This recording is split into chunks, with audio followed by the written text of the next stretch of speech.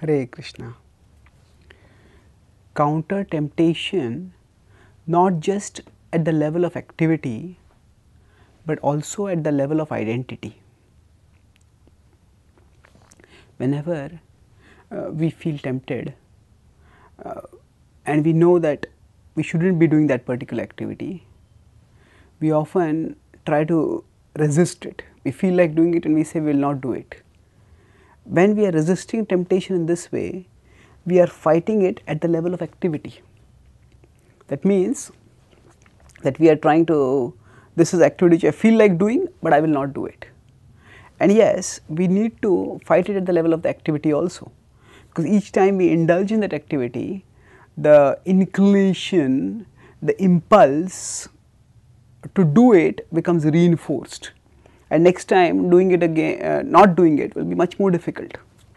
So the Bhagavad Gita tells that yes, at the level of activity also we need to regulate ourselves. In 3.41 it states, Tasmat tvam indriyanyadav niyamya bharatarshabha papamanam prajahiya enam jnana vijnana nashanam. Tasmat tvam indriyanyadav. Therefore, right in the beginning, we should control the senses. Now, after saying this, Krishna goes forward, and 2 verses later he says that this alone is not enough. He says, Evam buddhe param buddhva samsthabhyatmanam atmana jahishatrum mahabaho kamarupam durasadam. Evam buddhe param buddhva. That with your intelligence, understanding oneself to be transcendental, actually one can conquer over temptation.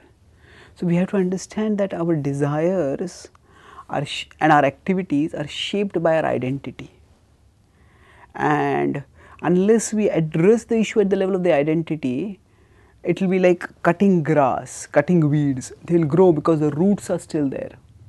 So if we conceive of ourselves as material beings, as our physical bodies, then bodily pleasures will naturally appear to be the purpose of life, and restraining ourselves from them will appear like deprivation, and we cannot live deprived for very long, especially when we feel that we are not helpless, especially when we feel that we can counter the deprivation and get whatever we are not having right now.